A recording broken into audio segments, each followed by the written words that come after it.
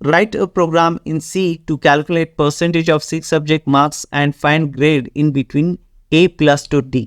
मतलब 6 सब्जेक्ट के मार्क्स आपको लेना है, उनको इनपुट करना है और कैलकुलेट करके परसेंटेज निकालना है।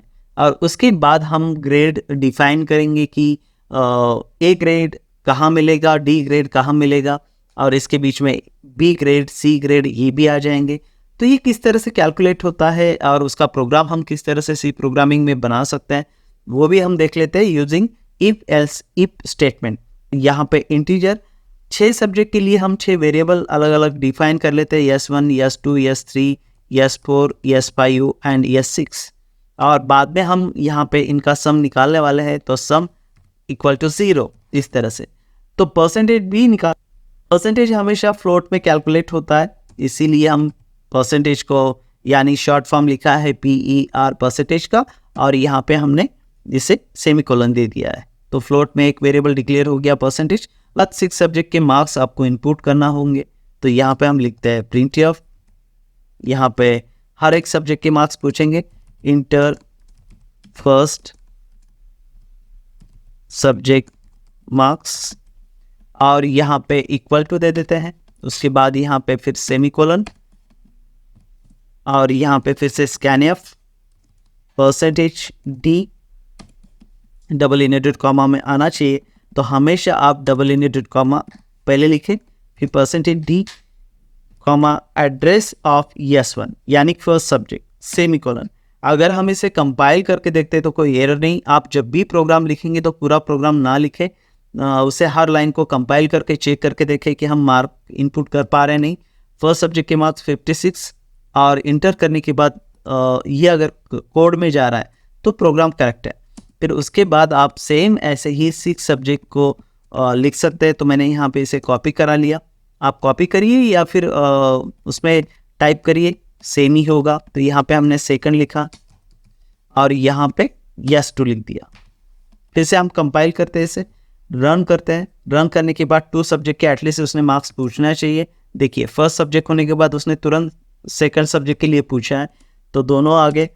ऐसे ही करते करते हम सारे 6 सब्जेक्ट के बारे में यहाँ पे इनपुट कर सकते हैं। फिर से मैंने इसे कॉपी कर लिया दोनों को, और यहाँ पे S2 के बाद हम लिखेंगे थर्ड सब्जेक्ट, और यहाँ पे S3। उसके बाद यहाँ पे लिखेंगे फोर्थ सब्जेक्ट, और उसके बाद यहाँ पे S4। सेम वैसे ही यहाँ पे फिफ्थ एंड सिक्स,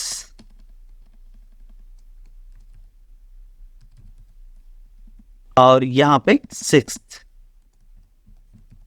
यहाँ पे फिफ्थ के लिए आपको वेरिएबल लेना पड़ेगा S5, और यहाँ पे S6। इस तरह पे हमने 6 सब्जेक्ट के इनपुट के लिए कोड तो लिख दिया है, जिसे कंपाइल कर लेते हैं, रन कर लेते हैं। अभी 6 सब्जेक्ट्स की वैल्यू इंटर करते हैं,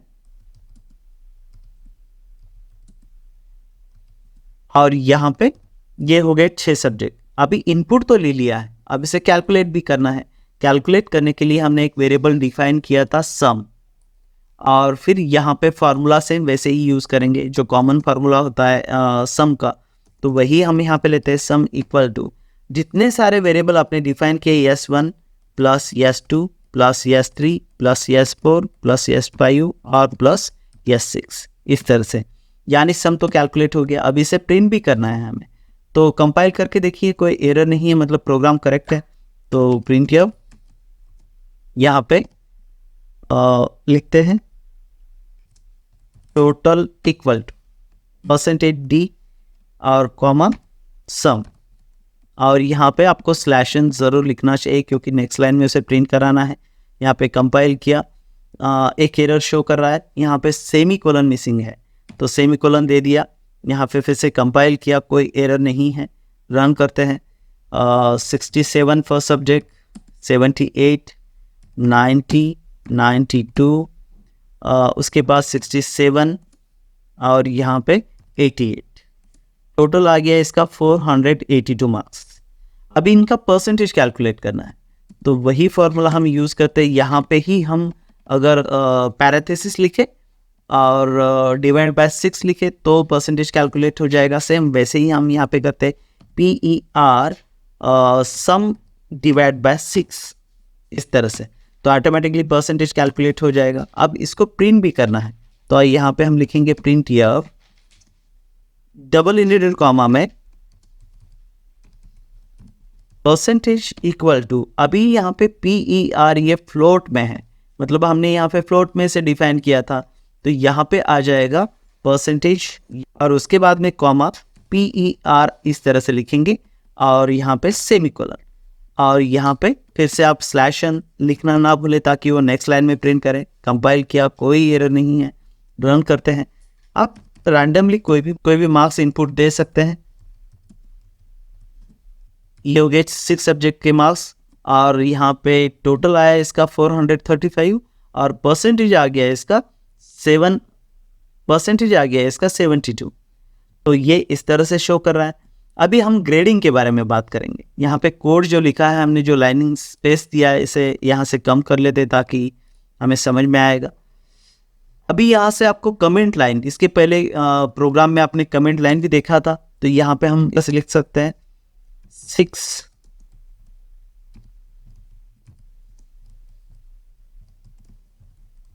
6 सब्जेक्ट मार्क्स इनपुट, यानी आपको समझ में आ जाएगा कि ये कोड किस तरह से हमने लिखा हुआ है, क्यों लिखा हुआ है।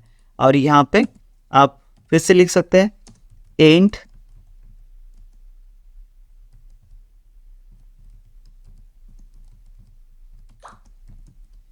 सिर्फ एंड 6 सब्जेक्ट मार्क्स इनपुट, मतलब यहाँ पे हमने शुरू किया था और यहाँ पे एंड कर दिया, मतलब ये चीजें आपको समझ में आ जाएगी। यहाँ पे फॉर्मूला ऑफ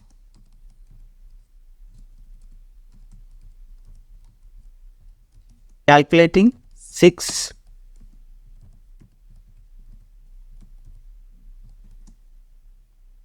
इस तरह से लिख दिया, मतलब ये फॉर्मूला क्यों यूज किया ये आगे चल के आपको समझ में आ जाएगा, तो इसलिए हमने लिखा है। यहाँ पे फिर से वो कमेंट लिख सकते हैं, लिखना जरूरी नहीं है, लेकिन फ्यूचर में आप कई दिनों बाद उस प्रोग्राम को देख रहे हैं तो ये क्यों यूज किया, यहाँ पे एक किस लिए लिखा है, तो ये पढ़ने के बाद आपको समझ में आ जाएगा कि ये कोड मैंने क्यों लिखा हुआ है यहाँ पे। तो इस तरह से कमेंट लाइन भी यूज करते हैं। तो ये यहाँ पे हो गया। उसके बाद हम ग्रेडिंग निकालते हैं। तो ग्रेडिंग के लिए मैं यहाँ पे एक तरीका निकाल देता हूँ। तो डी ग्रेड से स्टार्ट करेंगे। डी ग्रेड अगर है तो डी ग्रेड हमेशा 35 और फिर 45 तक मार्क्स हम कैलकुलेट करते हैं, मतलब 35 से लेके 45 के बीच में उससे परसेंटेज है तो डी ग्रेड आएगा। उसके बाद हम सी ग्रेड के बारे में बात करते हैं। सी ग्रेड ये 45 से लेके आप कैलकुलेट कर सकते हैं कि उसे 55 मार्क्स है, तो ये सी ग्रेड में आएगा। उसके बाद हम अगर कंसिडर करते हैं कि बी ग्रेड हमेशा 55 से लेके 60 तक है, तो ये बी ग्रेड कंसिडर करते हैं। और उसके बाद अगर ए ग्रेड कंसिडर करेंगे तो 60 से आगे 60 से ज़्यादा मार्क्स है, यानी 60% से ज़्यादा मार्क्स है, तो ये कहाँ तक होगा, 75 तक कंसिडर करते हैं कि उसे ए ग्रेड मिलेगा। और 75 से लेके 100 तक अगर उसे मार्क्स है तो वो डिस्टिंक्शन में होगा, तो ए प्लस ग्रेड यहाँ पे देते हैं। ये हमने बनाया हुआ है, ऐसा ही होगा ऐसा नहीं है, लेकिन यहाँ से 75 से लेके 100 तक ये ग्रेड हमने बनाया हुआ है। तो ये ग्रेड हमने बना लिया। अब इसे कमेंट में डाल लेते हैं ताकि हम इसका सहारा लेके कोडिंग करेंगे। ये यहाँ पे कमेंट में डाल दिया, यानी ये प्रोग्राम का हिस्सा नहीं रहेगा, लेकिन हम प्रोग्राम में इसे यूज़ कर सकते हैं। तो कंपाइल करते हैं, कोई एरर यहाँ पे शो नहीं हुआ है। अगर मैं कमेंट लाइन में नहीं लिखता और जैसे मैं कंपाइल कर लेता तो यहाँ पे ये एरर शो कर देता कि ये अनडिफाइंड है करके। तो यहाँ पे फिर से मैंने यहाँ पे स्टार देके स्लैश कर दिया, ये कमेंट लाइन हो गया, कंपाइल किया, कोई एरर इसमें नहीं है। अब इसके अकॉर्डिंग ही हम आगे वाला प्रोग्राम करेंगे। तो आपको कंडीशन देना पड़ेगा। कंडीशन हम यूज़ करेंगे इफ एल्स इफ स्टेटमेंट। तो हमने सेम इसके पहले जो प्रोग्राम देखा था, कंपेयर 3 नंबर्स को कंपेयर किया था, सेम वैसे ही यहाँ पे आपको ये ग्रेडिंग यूज़ करना पड़ेगा। लेकिन यहाँ पे हमने परसेंटेज कैलकुलेट कर रखा है, तो परसेंटेज के अकॉर्डिंग ही हम लिखेंगे। यहाँ पे PER ये परसेंटेज 35 से लार्जेस्ट होंगे, तो यहाँ पे 35 लिखा, % हमने दिया। और ये कहाँ तक होना चाहिए आपको, 45 तक। यानी परसेंटेज आपका अगर 45 है तो उससे कम है तो ही होगा। मतलब यहाँ पे परसेंटेज, यहाँ पे हमने परसेंटेज को लार्जेस्ट दिखा है, लेकिन यहाँ पे आपको इस तरह से दिखाना है, यानी परसेंटेज से 45 ज़्यादा हो जाना चाहिए। तो ये इसके बीच में रेंज फिक्स हो गया, मतलब परसेंटेज ग्रेटर दैन 35 यानी परसेंटेज 35 से ज़्यादा है, और यहाँ पे परसेंटेज ग्रेटर दैन 45 यानी 45 ग्रेटर दैन परसेंटेज इस तरह से लिखा है, तो यहाँ पे 45 लार्जेस्ट हो जाएगा। उसके बाद हम इसके अकॉर्डिंग ही स्टेटमेंट को प्रिंट करेंगे। तो यहाँ पे लिखेंगे print here double indented comma, पहले स्लैश दे दीजिएगा, उसके बाद आप लिखेंगे you have got D grade. इस तरह से हम लिखते हैं। ये आर्गुमेंट कुछ भी हो सकता है, आप जैसा आप जो मर्जी चाहे वहाँ पे लिख सकते हैं, लेकिन इसके अकॉर्डिंग हमने जैसे लिखा है you have got D grade. इसके बाद यहाँ पे ग्रेड सी के बारे में बात करेंगे। सी ग्रेड जो है 45 और 55 के बीच में होगा, यानी उससे 45% आते हैं तो सी ग्रेड कंसिडर करेगा, लेकिन 55 से कम है तो इसके बीच में, मतलब 45 और 55 के बीच में जो भी मार्क्स आएंगे, परसेंटेज आएंगे, तो सी ग्रेड में जाएगा। तो यहाँ पे हमें सेम वैसे ही कंडीशन प्रोवाइड करनी होगी। तो हम लिखेंगे एल्स और बाद में यहाँ पे कंडीशन प्रोवाइड करते हैं। जैसे हमने यहाँ पे कंडीशन लिखा है PER ग्रेटर दैन 35, वैसे ही यहाँ पे लिखेंगे PER ग्रेटर दैन 45, लेकिन यहाँ पे आपको इक्वल टू लिखना होगा। यहाँ पे भी हम इक्वल टू लिखेंगे, तो दोनों मतलब उसे 45 मार्क्स है, क्योंकि हमने यहाँ पे ग्रेटर दैन 45 लिखा है, यानी 45 से कम मार्क्स है उसे, तो वो कंसिडर करेगा। यहाँ पे 45 के बराबर है तो सी ग्रेड आना चाहिए। तो यहाँ पे हम %, और फिर यहाँ पे आपको 55 लिखना होगा, और यहाँ पे PER, यानी यहाँ पे 45 से लेके 55 के बीच में मार्क्स होंगे। फिर आप वैसा ही स्टेटमेंट यहाँ पे लिखेंगे, जैसे यहाँ पे स्टेटमेंट लिखा है हम उसे कॉपी कर लेते हैं। कॉपी करने के बाद यहाँ पे पेस्ट कर लेते हैं, तो ये हो जाएगा सी ग्रेड। सेम ऐसे ही सारे ग्रेड्स के बारे में आपको लिखना पड़ेगा, जैसे B, A और A+। तो यहाँ पे दूसरा जो ग्रेड है, फिर से हम यहाँ पे लिखेंगे एल्स, और फिर यहाँ पे लिखेंगे इफ। अभी जो B वाला ग्रेड है वो 55 और 60 के बीच में है, तो हम सेम वैसे ही लिखेंगे PER इक्वल टू 55, यहाँ पे लिखा हुआ है 55, और यहाँ पे लिखेंगे हम %, यानी एंड, और यहाँ पे फिर से 60 ग्रेटर दैन PER, और ये जो कॉपी किया था हमने वही यहाँ पे पेस्ट करेंगे और उसे चेंज करेंगे B ग्रेड से। ओके, अब यहाँ पे हम चेक कर लेते हैं कि तीनों में से कोई भी ग्रेड आता है तो वो क्या प्रिंट करता है या नहीं करता है। तो हम इसे कंपाइल कर लेते हैं, कोई एरर नहीं है, शो करते हैं।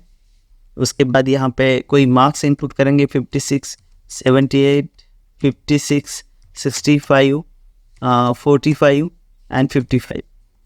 अभी अकॉर्डिंग टू अगर यहाँ पे टोटल देखा जाए तो 355 है, उसके परसेंटेज 59 है, क्योंकि ये 55 और 60 के बीच में है, तो यहाँ पे B ग्रेड आ जाएगा। तो इसने थर्ड वाला जो कंडीशन है ये प्रिंट किया, मतलब ये स्टेटमेंट ट्रू हुआ। पहले स्टेटमेंट अगर देखेंगे 59% है उसे, तो फर्स्ट कंडीशन में तो ट्रू नहीं होगा। तो सेकंड पे जंप करेगा, यहाँ पे चेक करेगा, तो यहाँ पे भी वो ट्रू नहीं होगा। तो ऑटोमेटिकली यहाँ पे चेक करने के बाद उसे ऐसे लगा कि ये ट्रू है, तो ये प्रिंट करेगा, मतलब ये ट्रू होने के बाद ही इसने प्रिंट किया। फिर नेक्स्ट कंडीशन जो है हम देख पा रहे हैं A को, यहाँ पे A ग्रेड जो है 60 और 75 के बीच में। तो सेम वैसे ही यहाँ पे हम लिखते हैं else, और फिर से if PER ग्रेटर दैन, यहाँ पे हमने लिखा था फॉर एग्जांपल 60, और यहाँ पे इक्वल टू, यहाँ पे एंड 75 ग्रेटर दैन PER, और उसके बाद जो हमने कॉपी किया था उसे यहाँ पे प्रिंट करेंगे। इसे यहाँ पे लिखेंगे A ग्रेड, और सेम वैसा ही यहाँ पे अगर हम देखना चाहते हैं कि वैसे ही हम आगे वाला वैसे ही नेक्स्ट कंडीशन को रखेंगे यहाँ पे, एल्स इफ PER यहाँ पे greater than equal to 75 and यहाँ पे 100 और यहाँ पे इक्वल टू देना पड़ेगा, क्योंकि 100 हुआ तो भी उसे A+ होना चाहिए, उससे ज़्यादा परसेंटेज हुए तो वो प्रिंट नहीं करेगा, ऐसा हम लिखेंगे। तो यहाँ पे A+ यानी वो डिस्टिंक्शन में, तो यहाँ पे A+ ग्रेड दिया। अगर आप देखेंगे इनमें से कोई ग्रेड नहीं है उनका, मतलब D नहीं है और A+ नहीं, इसके बीच में जितने सारे ग्रेड आते हैं इसमें से कोई मार्क्स नहीं है, मतलब 35 से कम है और 100 से ज़्यादा है तो वो कंसिडरेबल नहीं होगा। तो इसके लिए हम यहाँ पे कोई कंडीशन नहीं देंगे लेकिन एल्स लिखेंगे, तो वो दोनों सूरतों में क्या होगा, प्रिंट करेगा। मतलब यहाँ पे आप लिख सकते हैं यू हैव फेल्ड, इस तरह से लिखा। अब यहाँ पे हम चेक करेंगे कि सारे कंडीशन, मतलब फर्स्ट कंडीशन से लेके लास्ट, अगर इसमें से कोई भी कंडीशन ट्रू नहीं है तो ऑटोमेटिकली एल्स पे जंप कर जाएगा, यानी एल्स को प्रिंट कर देगा। तो हम यहाँ पे रैंडमली कोई भी परसेंटेज को चेक करते हैं, रैंडमली मार्क्स इनपुट करते हैं। तो फॉर एग्जांपल यहाँ पे चेक करने का तरीका, अगर हम 35 से कम लेना चाहते हैं तो 34, 44, 34, फिर से हम 33, 34, फिर से 33 और यहाँ पे आया टोटल इसका 212 है, 35 मार्क्स है तो भी उसने डी ग्रेड दिया, मतलब इक्वल टू है 35% है उसे डी ग्रेड, यानी फर्स्ट चेक हो गया।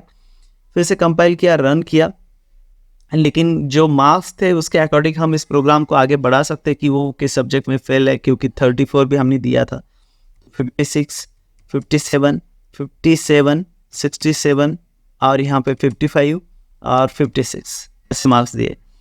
तो यहाँ पे आप चेक करेंगे 348 है तो 58% है, बी ग्रेड उसे आ रहा है।